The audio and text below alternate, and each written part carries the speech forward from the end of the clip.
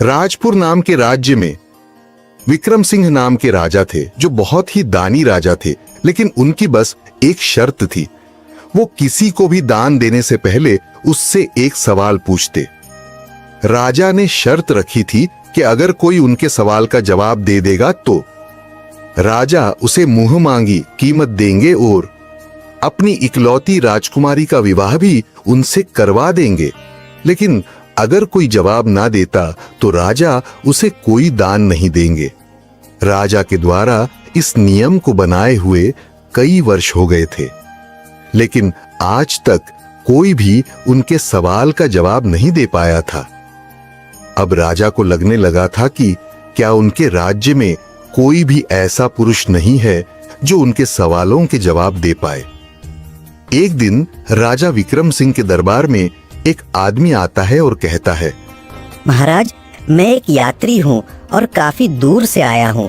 मुझे बस एक रात गुजारने के लिए पास की धर्मशाला में रुकना है, लेकिन मेरे पैसे लुटेरों ने लूट लिए। तो क्या आप मुझे कुछ धन दे सकते हैं? हाँ, क्यों नहीं भाई, बिल्कुल दे सकता हूँ, लेकिन मेरी एक शर्त है। तुम्हें मेरे एक सवाल का जवाब देना होगा। जी महाराज, पूछिए। तुमने कहा कि तुम एक यात्री हो, लेकिन इस दुनिया में यात्री तो सिर्फ 2 हैं। अब बताओ वो कौन है? वो आदमी बहुत देर तक सोच में डूबा रहता है और कहता है, महाराज क्षमा कीजिए, लेकिन मुझे आपके सवाल का उत्तर नहीं आता। तो आप मुझे क्षमा कीजिए, मैं आपकी सहायता नहीं कर पाऊंगा, क्योंकि मेरा नियम है कि जो कोई मेरे प्रश्नों का उत्तर नहीं देता, मैं उसे कोई दान नहीं देता। ये सुन वो आदमी चिंता के भाव से जाने लगता है। तभी राजा कहता है, रुकिए, मैं आपको दान नहीं दे सकता, लेकिन आप मेरे महल में एक रात के लिए आश्रय ले सकते हैं। आदमी के चेहरे पर मुस्कान आ जाती है। महाराज की जय हो, महाराज की जय हो के नारे लगाता है और कहता है, लेकिन महाराज, आपने जो प्रश्न पूछा उसका उत्तर तो बता दीजिए। राजा बोला, मेरे प्रश्न का उत्तर था सूरज और चांद। कुछ दिन ऐसे ही बीत जाते हैं। उसी राज्य में किशन नाम का एक आदमी रहता था, जो कि अपने बीवी और 2 बच्चों के साथ रहता था।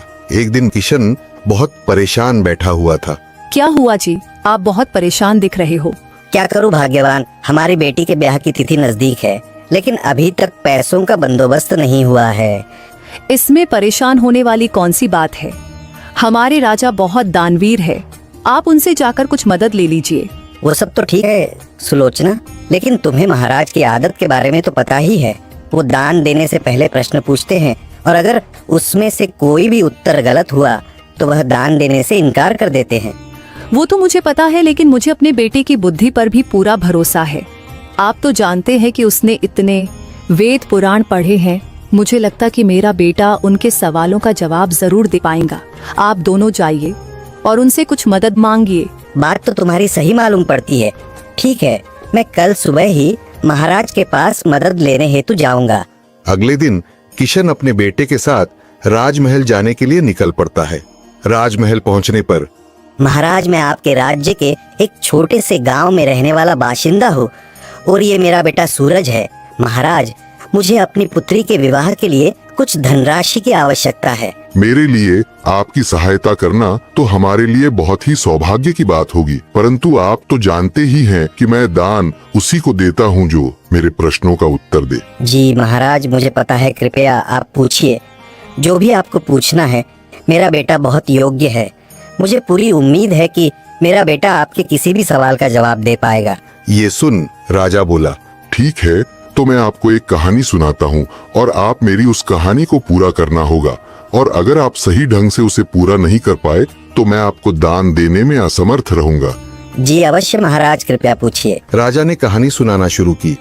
वीरपुर राज्य में राजा चंद्रसेन थे, जिनकी एक पुत्री थी जो कि बहुत ही सुंदर और गुणवंती थी, लेकिन उन्हें कोई भी लड़का पसंद नहीं आता था। एक दिन राजा अपने कक्ष में परेशान बैठे हुए थे, तभी रानी सुभद्रा वहां आ जाती है। महाराज, क्या हुआ? आप बहुत परेशान लग रहे हैं। महारानी, अब आप ही बताइए, मैं क्या करूं? राजकुमारी को कोई भी लड़का पसंद नहीं आता, अब उनकी उम्र भी हो गई है। महाराज, आप इतने परेशान ना हो। हमारी राजकुमारी बहुत समझदार है, उन्हें पता है कि उनके लिए क्या सही है और क्या गलत। लेकिन महारानी, अब की बार अगर उन्हें लड़का पसंद ही नहीं आता तो मैं अपनी पसंद के किसी लड़के से उनका विवाह करवा दूंगा। नहीं नहीं महाराज, ऐसा गजब मत करना। जब हमारी राजकुमारी को कोई लड़का पसंद आ जाएगा तब वो खुद ही आपको शादी के बारे में कह देंगी। और अगर आपको उनकी ज्यादा ही फिक्र हो रही है तो आप खुद उनसे बात कर लेना। ठीक है, मैं कल ही राजकुमारी से बात करूंगा। अगले दिन राजा अपनी राजकुमारी को बुलवाते हैं। राजा बोले, राजकुमारी जी, हमने आपको इतने सारे राज्यों के राजकुमारों से मिलवाया, लेकिन आपको उनमें से कोई भी पसंद नहीं आया। अगर आप कहे तो क्या मैं आपके लिए स्वयंवर रखवा लूं? आपको जो भी राजकुमार पसंद आएगा आप उन्हें अपने वर के रूप में स्वीकार कर लेना। नहीं नहीं पिताजी, मुझे स्वयंवर तो बिल्कुल पसंद नहीं है। स्वयंवर में मुझे कैसे पता चलेगा कि किस राजकुमार के अंदर कौन सा गुण है? मुझे जब कोई राजकुमार पसंद आएगा तब मैं आपको बता दूंगी। नहीं नहीं राजकुमारी, अब मैं आपकी एक नहीं सुनूंगा। कल मैं 4 नौजवानों को बुला रहा हूं जो कि सारे राजकुमार नहीं है। आपको उनमें से जो भी पसंद आए आप उन्हें अपने वर के रूप में स्वीकार कर लेना। राजकुमारी को ना चाहते हुए भी राजा की बात माननी पड़ी। ठीक है पिताजी, मैं उन सब से मिल तो लूंगी, लेकिन अगर मुझे उनमें से कोई पसंद नहीं आया तो मैं उनसे विवाह नहीं करूंगी। ठीक है, कहकर राजा चला गया। अगले दिन राजा ने राजकुमारी को बुलाया और बोला, राजकुमारी यह देखिए, यह है 4 नौजवान। पिताजी, लेकिन इनमें ऐसी क्या विशेषताएं हैं जो मैं इनसे विवाह करने के लिए राजी हो जाऊं?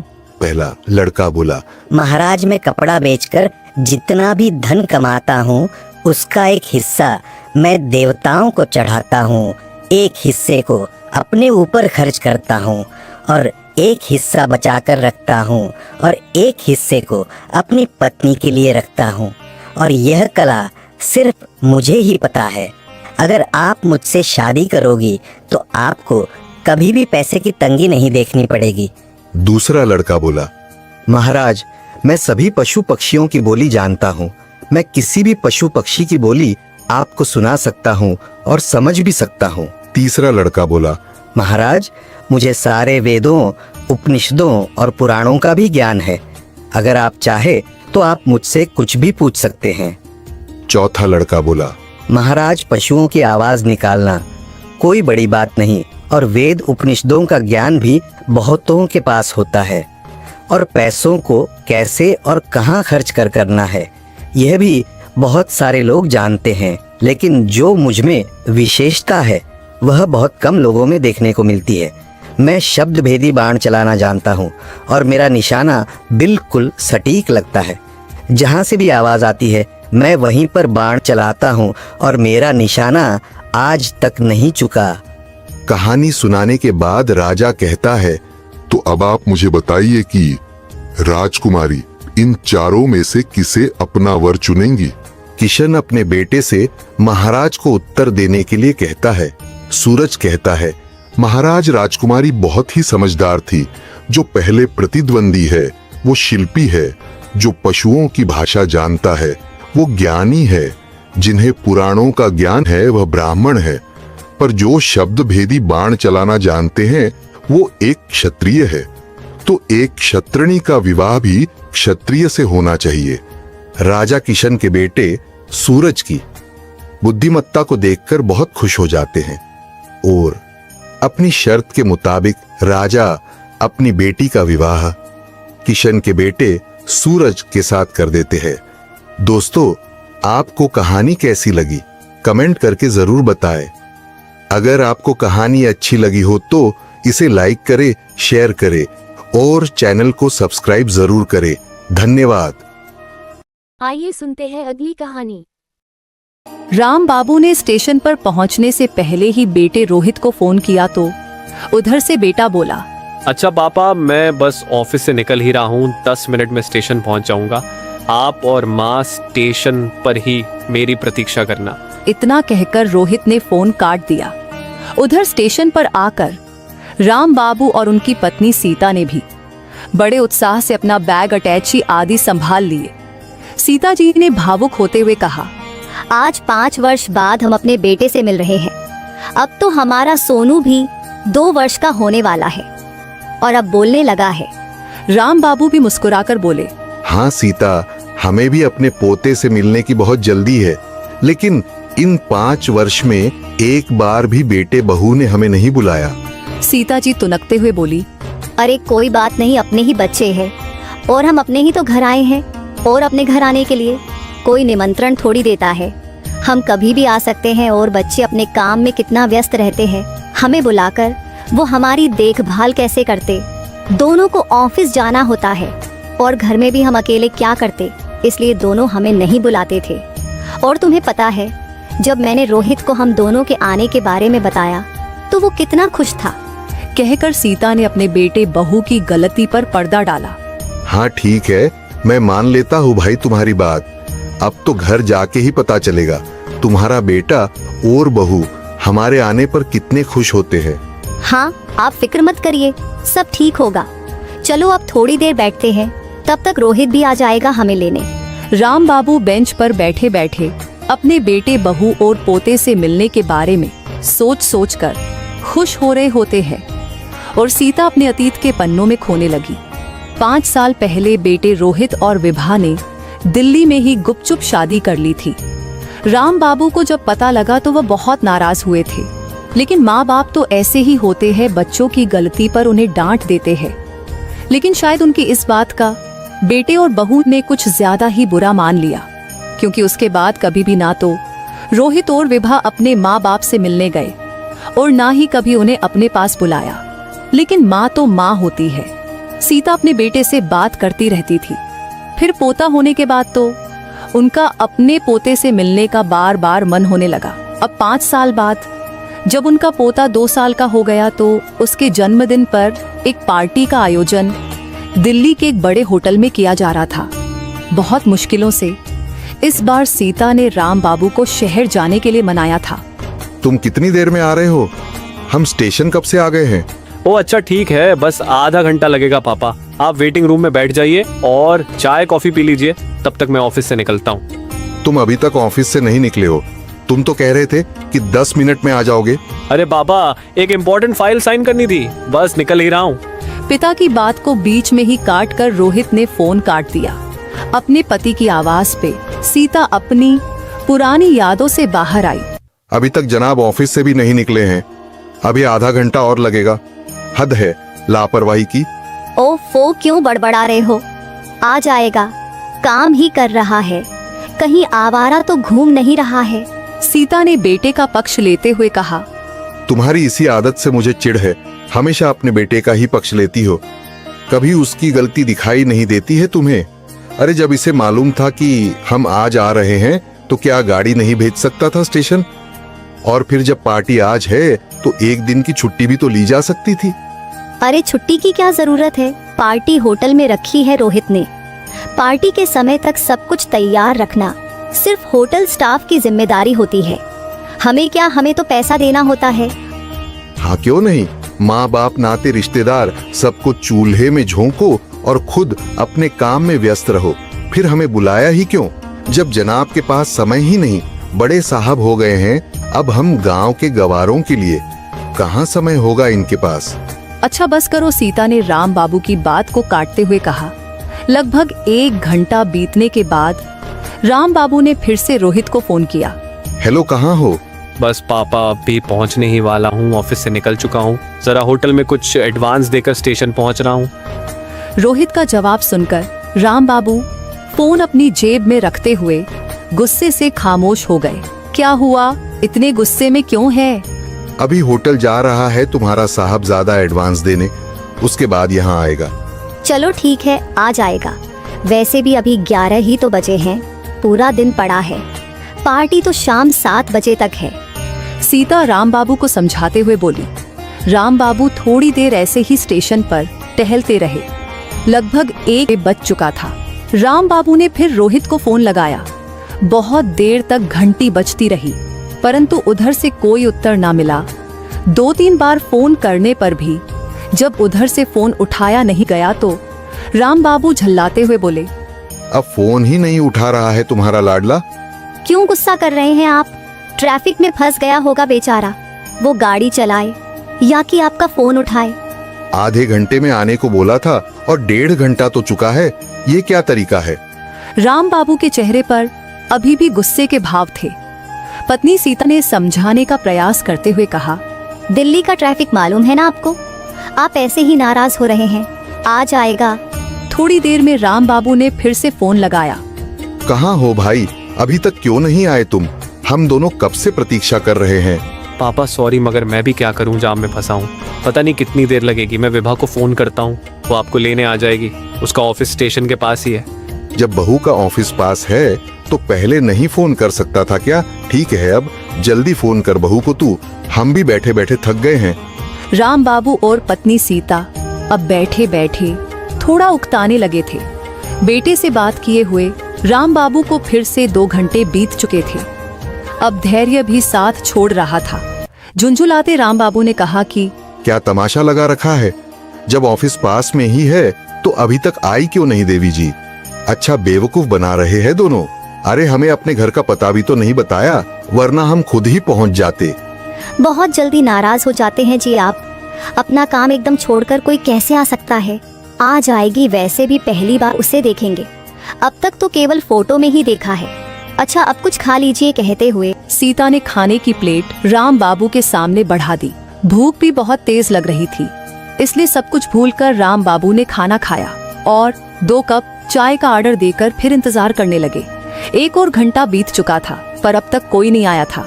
राम बाबू ने फिर फोन किया तो रोहित ने कहा, अरे पापा, मैं तो समझ रहा था कि विभा आपको ले आई होगी। मैं तो बड़ी मुश्किल से जाम से निकलकर अब घर की तरफ जा रहा हूँ। मैं अभी विभा से बात करता हूँ। और फोन कट गया। राम बाबू एकदम शांत होकर बैठ गए। लगभग 2 घंटे बाद फिर राम बाबू ने रोहित को फोन किया, लेकिन कई बार फोन करने के बाद भी इस बार रोहित ने फोन नहीं उठाया। थोड़ी देर बाद अचानक से पत्नी सीता के पेट और सिर में दर्द होने लगा।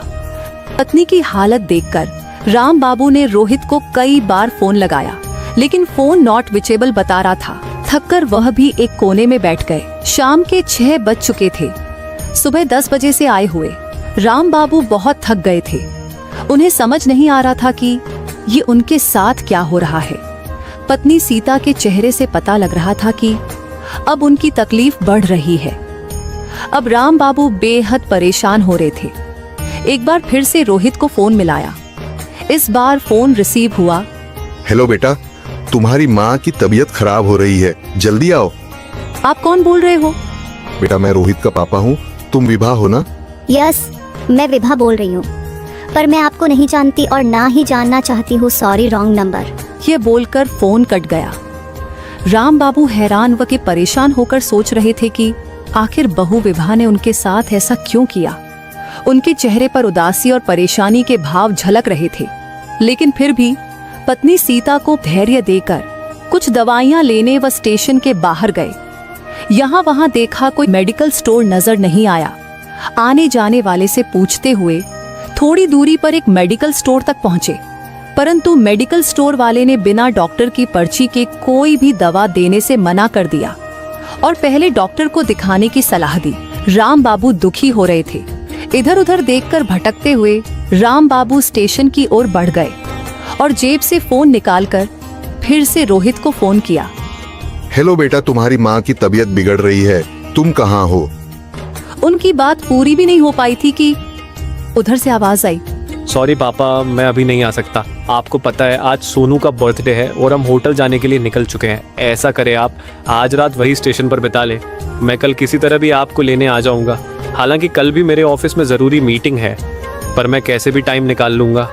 कहकर रोहित ने फोन काट दिया। यह सुनकर राम बाबू को बहुत पीड़ा हुई और वह चुप हो गए। रुआसा सा चेहरा लिए वे स्टेशन पर लौट आए। पत्नी सीता अभी तक दर्द में थी, लेकिन राम बाबू को देखकर पूछने लगी, कितनी देर में आएगा रोहित? राम बाबू ने कुछ नहीं कहा, बस प्रश्न किया, बहुत दर्द हो रहा है क्या? चलो बाहर किसी डॉक्टर को दिखा दो, पता नहीं क्या हो गया अचानक तुम्हें। अरे मैं पूछ रही हूँ कब आएगा रोहित, और आप क्यों परेशान हो रहे हैं? उसको आने दीजिए, वही दिखा देगा। राम बाबू ने पत्नी सीता से बिना नजर मिलाए कहा, पता नहीं कब आएगा, और तुम कब तक दर्द सहती रहोगी? चलो बाहर चलो, कोई ना कोई डॉक्टर मिल ही जाएगा। पत्नी सीता चलने को खड़ी हुई, पर लड़खड़ाकर फिर बैठ गई और बोली, नहीं चला जा रहा, लगता है पैरों में जान ही नहीं रही। अरे हिम्मत तो करो, आओ मैं पकड़ लेता हूँ। नहीं, रहने दो, मुझे लेटा दो बस। पत्नी सीता ने आंखें बंद कर ली और बेंच पर ही लुढ़क पड़ी। राम बाबू बहुत विचलित हो गए। जैसे तैसे पत्नी सीता को लिटाकर फिर फोन निकाला और ना चाहते हुए भी नंबर मिलाया, लेकिन नॉट रीचेबल ही सुनते रहे। आज राम बाबू खुद को बहुत लाचार और मजबूर मान रहे थे। उनकी इस हालत को स्टेशन का एक सहायक बहुत देर से देख रहा था। वो राम बाबू के पास आया और बोला, क्या हुआ भाई जी, कोई परेशानी है क्या? राम बाबू ने गीली आंखें ली और दिल का हाल कह सुनाया। अरे भाई जी, आप किस चक्कर में पड़े हो? आपका बेटा और बहू आपको लेने नहीं आएंगे। आप मेरी सलाह मानो, पहले माता जी को डॉक्टर को दिखाओ, फिर रात 10 बजे की गाड़ी में बैठकर वापस घर चले जाओ। यह शहर जितना बड़ा है, यहाँ के लोगों के दिल उतने ही छोटे हैं। रुकिए, मैं अभी डॉक्टर को बुलाकर लाता हूँ। यह बोलकर सहायक चला गया। लगभग 10 मिनट बाद वह डॉक्टर को साथ लेकर लौटा। डॉक्टर ने चेकअप किया और कुछ मेडिसिन सीता जी को दी और बोले, अभी थोड़ी देर में आराम आ जाएगा। डॉक्टर के जाने के बाद सहायक बोला, भाई जी आप फिक्र ना करें, मैं यही हूँ, आपको रात की गाड़ी पे मैं छोड़ दूंगा। ये सुन राम बाबू को आश्चर्य हो रहा था। बैगाने मेरी कितनी मदद कर रहे हैं। सहायक अभी तक पास में ही खड़ा था। थोड़ी देर तक राम बाबू उससे बातें करते रहे। बातों बातों में सहायक ने राम बाबू से कहा, भाई जी अभी 4 दिन पहले आपकी ही तरह एक अंकल आंटी पंजाब से आए थे। इसी स्टेशन पर 2 दिन तक अपने बेटे का इंतजार करते रह रहे, पर कोई नहीं आया। दोनों अभी बातें कर ही रहे थे कि तब तक गाड़ी भी आ गई थी। सहायक ने दोनों को उनकी यात्रा के लिए शुभ कामनाएं दी और उन्हें गाड़ी में बिठाकर चला गया। गाड़ी भी प्लेटफॉर्म से धीरे धीरे आगे बढ़ने लगी कि तभी फोन की घंटी सुनकर राम बाबू ने फोन उठा लिया। रोहित फोन पर पूछ रहा था, हेलो पापा, कहाँ हैं आप? Sorry wrong number. Sorry wrong number कहकर राम बाबू ने फोन कट कर दिया और खिड़की से बाहर तेजी से पास होते हुए स्टेशन को देखते हुए यही सोच रहे थे कि कितनी दुआएं, कितनी मन्नतों से माता पिता एक संतान को मांगते हैं और वही संतान अपने माता पिता को दुख के सागर में अकेले रहने को धकेल देती है। तो दोस्तों, आपको आज की कहानी कैसी लगी? कृपया कमेंट करके अवश्य बताएं और यदि आपको कहानी पसंद आई हो तो कहानी को लाइक करें, शेयर करें और साथ ही हमारे चैनल को सब्सक्राइब करें। धन्यवाद।